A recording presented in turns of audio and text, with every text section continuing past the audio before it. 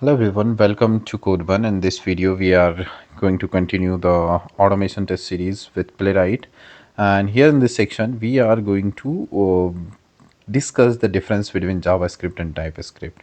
So we already discussed some basic environment setup like installation alone. We have already done. We have seen one example as well, but we have discussed there with about the TypeScript language and also the JavaScript language. So in this section, we will at the end of this section, you will be clearly understand what are the difference between them and and which technology we should use for a automation or with Playwright. So with Playwright, we will use TypeScript, but let's understand the core concept difference TypeScript and JavaScript first. So JavaScript is a popular scripting language you widely used for web development, known for its dynamic typing in creating interactive web applications.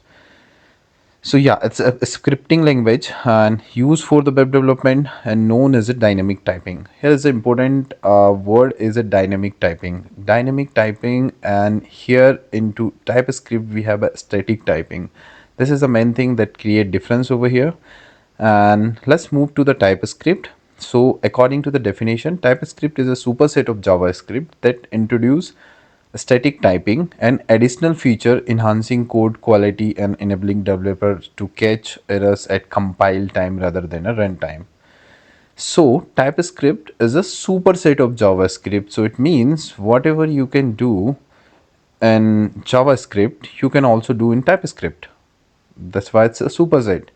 Okay, so what we do, let's say if we have already JavaScript over there and we stretch the JavaScript, we increase the area of the JavaScript and we added some modern features into that. The first thing is a static typing. The second is like ECMAScript 6. So we have added some modern features over there, and TypeScript also support class object oops concept, and the important thing is here the compile time, error checking at the time of compile. So JavaScript, if you do any if you pass any compile time error in JavaScript, it will run and it will compile successfully, and then it will directly execute over the browser and throw the error at runtime only. But in TypeScript, it will first compile and check the error at the compile time. I will show you these differences in a real-time example as well. In a while, we'll move to our Visual Studio Code and then see the differences. Currently, just understand the theoretical part. This is the dynamic one, and this is the static one. This will check, JavaScript will check error at a runtime, and TypeScript will check errors at a compile time. And as a definition, we can say TypeScript is a superset of a JavaScript. So let's say we have discussed about the core concept here, core concept and differences, and let's discuss about the comparing JavaScript features with TypeScript. So as we know, it is dynamic typing. It allow variable to change types runtime, while script offers static typing. See, here we have a definition like in JavaScript we use dynamic typing. This allow variable to change the type at runtime. It means when application the code of a statement will run, and at the runtime it will change the variable data type. Let's say currently I have defined some variable as a number, but at runtime it can be converted into the string. It will be changed into the string. We can change the value, while TypeScript offer static typing. It means once a variable is defined as a string, it will be treated as a string only. We can't store the number value into that. Let me show you an example here. Okay, let me move to my Visual Studio Code, and here let's say we have this number this is the existing code that I continuing from the last tutorial. So let's say here I'm going to give some value to it, num plus, and I'm going to enter hello 10 here in a string format. I'm using this string format. So in TypeScript code we are getting error here, string is not assignable or type the number. So it means we can't reassign it at the runtime, but here we can in JavaScript we can do this kind of thing. Let's say I can say num equals to 10. See, it's not throwing an error. Yeah, at runtime, let me see what it will print. Not hello.js. So it's printing 10, 10 as a string. So it's not printing the 5. But like let's say you are working on a real-time application where user need to enter the username, and at that in the place of username, user going to enter the phone number. In that case, the program will execute it completely successfully, and it will run. Everything is done, and there will be there are layers of checks over there. But as an example, if user will enter invalid users in invalid numbers or input, that will store in database, and it will make like that will be invalid data. But in TypeScript we have features like it's not allowing us to do that. At the compile time, the developers can check, and so it's well structured. We can say it's well structured over there. Okay, so you understand the concept of compile time and runtime and how this is structured. So first, we can say JavaScript is a primarily interpreted language executing code line by line, correct? While TypeScript is a compiled language converting code to JavaScript before execution, enhancing the performance and reliability.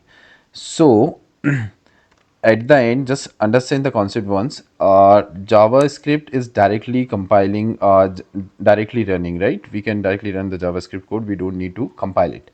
But in TypeScript, we need a compile because we want a structured file. We want to do a structured programming. So we added extra features to make it more robust or more scalable. Let's say we are working on a big project and there should be some rules and regulations should be followed about the coding formatting. So we can use over the TypeScript. We have a well structured data types and data types so that like static typing is over there, and we can use class, object, oops, concept, interfaces into TypeScript itself. Yeah. So comparison is done. Let's see some example and the differences over here. So we have JavaScript, no code check, no type checking here. Okay, so see, we have a difference between dynamic typing and static typing. So understand this concept here, we will understand what is dynamic typing and what is static typing. So if you see this image, the code of a snippet, if you see no type checking here, this is a JavaScript code. This is a function that name is add, that taking two argument a and b and returning sum of these two numbers. And when we call this function into console log, and from the console log we are passing a number value and another is a string value, right? So user is entering a wrong input, so the output should be 15 but the output will be 510 without any error. This is the behavior of a JavaScript. This is called dynamic typing, right? Now let's understand the concept of TypeScript and with type checking. So now the same function is there. Now in the function itself, we are mentioning the type of the value of the argument. Let's say we have a as the input argument, then its type is number, and we have a b and its type is number, and this is the return type of this function. This function will also return a specific number only. So we have added the return type or data type, we can say here.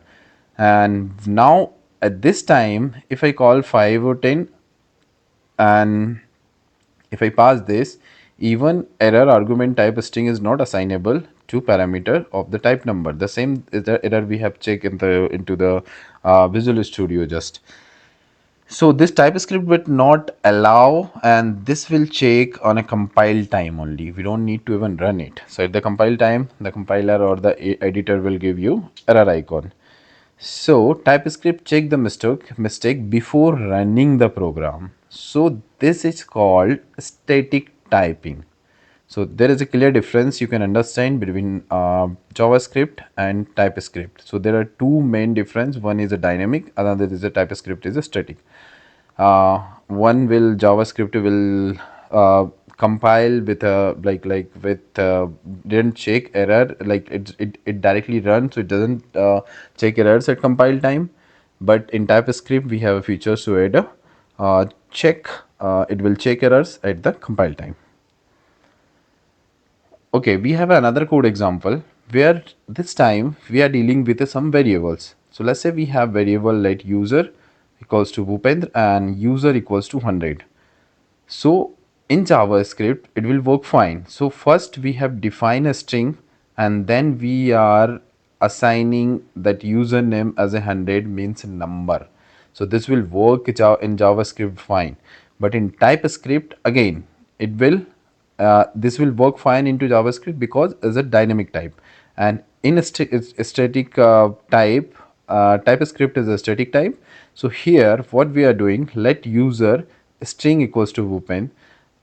We have to define that in TypeScript. We have to define the type. So we have to define the type as a string. And now if I trying to define the user as 100, a number, then it will give the same error. Type error is not assignable to type, number is not assignable to string. TypeScript enforce strict data type. Okay, we should add the data type. We should follow the data type. Okay, so these are the you already understand what is static typing. So static typing help catch error during the development, leading to improve the code reliability and fewer bugs. So we can early detect the errors over there while we developing the code or writing the script.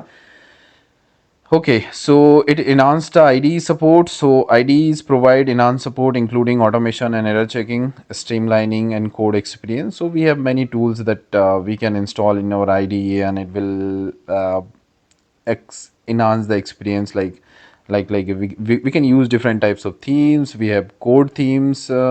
And we have different plugins to connect with a third party. We have a copilot. So Visual Studio has a lot of plugins or a lot of things that will make our job easy. So better scalability. So TypeScript structure allow for a better stability, making it ideal for a larger project and team collaboration. So TypeScript is a structure. It's a good, and it's a good for a scalable project. So I will suggest if we are working for a small project, then we can use JavaScript. But for a larger project, for a scalable project that is the development is going to continue in from 10 or 20 years, in that case we must use a structured proper architecture.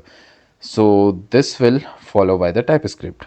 So TypeScript will be a ideal choice for a big application or a better scalability. Okay, now important point is when to use which. Okay, let's understand first. See JavaScript. JavaScript is ideal for quick prototyping and a small project, as I said, allowing developers to rapidly create and iterate without the overhead of strict typing or compilation process. While TypeScript is excel in large code base where typing or compilation process. While TypeScript is excel in large code base where maintainability and scalability are crucial, providing robust tooling and static typing that helps team to manage complexity and reduce the runtime errors. So in short, we can say TypeScript is equals to JavaScript. As I said earlier, we can do everything in TypeScript that we already doing in JavaScript. So TypeScript is equals to JavaScript plus type safety. Okay, type safety means type of data types plus beta tooling. So we have more tools that we will use in a while, and while we in working in some upcoming tutorials. Okay, here let's see the simple and quick differences. So JavaScript is great for quick development, and but in TypeScript is the best when you want to clean the maintainable or error-free code. And JavaScript is quick, flexible, and dynamic, while TypeScript is a structured, scalable, and reliable. So for automation with Playwright, we will suggest and I will suggest to use TypeScript, and in this complete tutorial series we are also going to use a TypeScript. First, we'll cover all the fundamentals and basics of the TypeScript. Then we'll move to the development part, or we can say the automation part, the architecture part.